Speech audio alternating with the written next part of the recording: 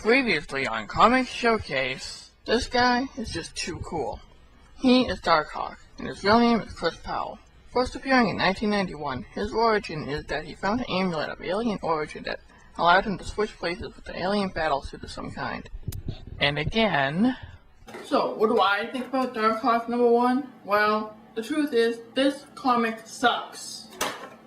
Alright, that's 2 times he has mentioned Darkhawk.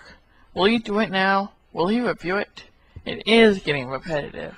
Well, I mean, it's one thing to keep a joke going. It's another to dig it into the... If you just let me... If he says he likes the character so much, he really should devote an entire episode to it.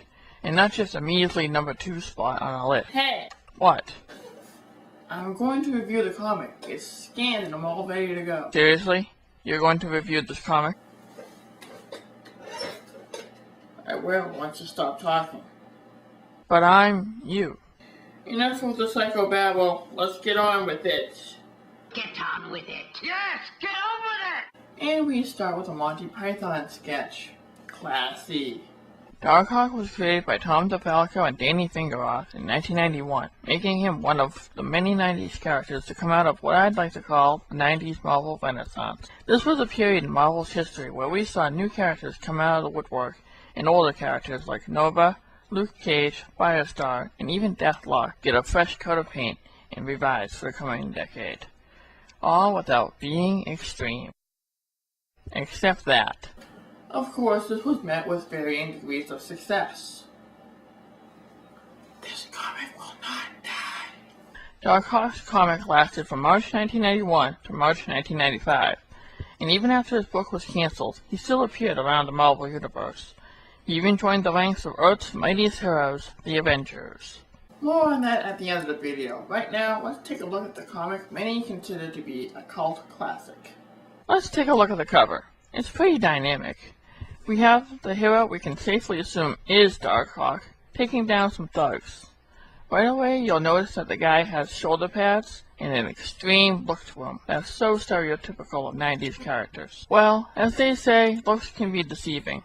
And in DH's case, it's true. Below the main pic, we have a yellow box with the letters Dawn of the Darkhawk. Clearly, the dead aren't available for comment. The next page shows our hero looking like he's about to leap into the concrete jungle, or at the very least, try to direct traffic from hundreds of feet up in the air, or hail a cab. Don't look at me. It was sort of a thing in the 90s to have a splash page like that. Our story opens with Spider-Man villain Hobgoblin paying a visit to a crime lord named Felipe Bazin. It seems that the baddie wants a rare and exotic artifact. What could it be? The plot thickens as Bazin and the gang head to an amusement park where I'm sure nothing super will take place. That morning, we're introduced to Marvel Comics Redhead 39584, or the mother of our protagonist, Grace Powell. She's accosted by some goons who want to give her husband, who was a cop, a message. Man, this is turning into an episode of The Sopranos. Later, her husband Mike is greeted by the family, as he's a little late coming home. His wife explains how Bazin's goons assaulted her. Mike says it may be time to move, as his eldest son, Chris, says it's time to take a stand and wishes there was something he could do. Mike says he's just a target for the lowlifes, while the fam tries to cheer him up. One night, a shadowy figure watches Chris banter with his twin brothers. He explains that their father wanted them to stay in just in case the men came after them. Thankfully, they're just 2 of Chris's friends, and he leaves to go hang out with them. Oh, this isn't going to get him in any trouble at all. Of course, the twins are missing, and his mom is understandably upset. She assumes that they've been kidnapped by Bazin, and eventually a homeless man tells Powell that they're at an old amusement park. And insert Scooby Doo music here. Scooby Doo, where are you? We got some work to do now. Chris takes off and arrives at the amusement park just in time to see his father seemingly take a bribe. The elder Powell fights back as the men say he's going to whack one of the kids. Yeah, I'll give you one guess what whacking means in this instance. Chris rushes at the nameless thugs and causes enough of a distraction that they shoot the floor so much that it gives way, causing the 3 to crash into the room below. Chris stashes the 2 kids into the closet as the men catch up to Powell. Chris starts off and eventually comes upon a mysterious amulet. It is here, 18 pages in, that we get our hero, Darkhawk. Powell instantly transforms into a black armored figure that looks like something out of a 90s comic. Of course! Powell is understandably confused and wonders if it's a dream as he tests his powers. The generic goons run in and see the man, wondering what the hell it is. Buddy, you live in a world where gigantic aliens in purple armor land and try to take a bite out of your planet, and that is what freaks you out? Where are your priorities? Hawk dodges the bullets and proceeds to take out the guys. Of course, they call him a weirdo. Don't make me list weirder Marvel characters than this. DH has nothing on the Ferraiolo, Stiltman, the Big Wheel, and, of course, Hypno Hustler. Hawk is surprised at his power and eventually uses his chest blast to knock out the men. He panics and ducks out of the way in time for this other guy and the plug he's carrying to hit a fuse box. He laments about killing the goons and ties up the remaining two. Finally, he looks at himself in the mirror and wonders how he'd ever change back. Like magic, he returns to normal and goes to confront his father over what he saw earlier. Of course, Daddy Dearest can't confirm or deny it. He then runs off, telling Chris to take care of the family. This guy is Father of the Year. Chris tries to give chase when the twins run up to him. They head home and Chris wonders if he could be an edge against crime since his own cop father couldn't live up to his own ideals. He vows to be the hero his father couldn't be. Days pass and Powell returns to the amusement park. There, he wonders about how he never found out the origin of the amulet. The homeless man from earlier says, "Power has got to be used, not abused, by a Darkhawk." Powell spins around and finds no one behind him. Later, Powell watches as the rest of the family tries to piece their lives together when one of Basin's men calls and threatens the Powells again.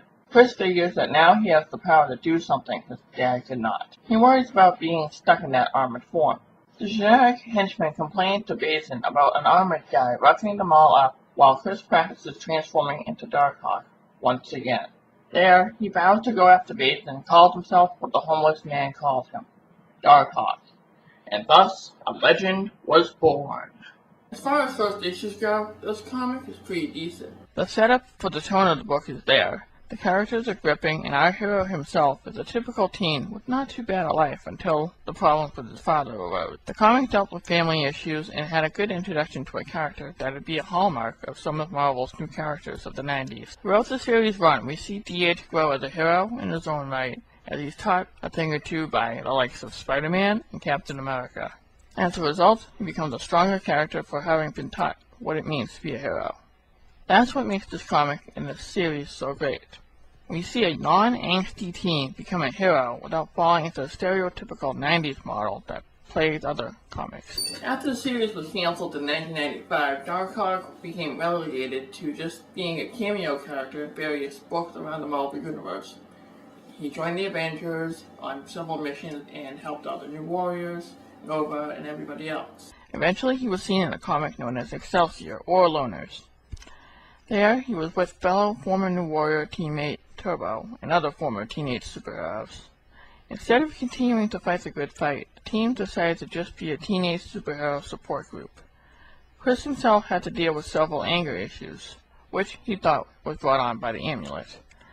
Powell decided to come out of retirement, but the current Spider-Girl convinced him to work out his problems as the Marvel Civil War raged on. Now here's where things get really confusing for our hero. By the time two cosmic events called War of Kings and Realm of Kings came out, DH enjoyed his stint as head of security at Marvel's Project Pegasus. He also showed up in the pages of Nova to help out his old friend. It was then that the supposed true origin of the amulet was revealed. Ladies and gentlemen, boys and girls, comic geeks of all ages, we have a retcon. Years ago, Marvel gave the amulet an origin where they and others were designed and commissioned by an intergalactic crime boss known as Dargan Bach. Scientists betrayed Bach by using the amulet against him. Now we get a different story, as everything he knew was all in his head. Marvel, giving the Sentry multiple personalities was bad enough. Yep, seems that everything Chris knew about the armor was false, and that these baddies calling themselves the Fraternity of the Raptor came to set the record straight. It seems that years ago the amulet Hawk uses were designed to be weapons of war, and that Dark and Bach had nothing to do with it. That, and the reason Powell had these random anger issues was because it was never intended to work with humans. Yeah? How about those cosmic rays?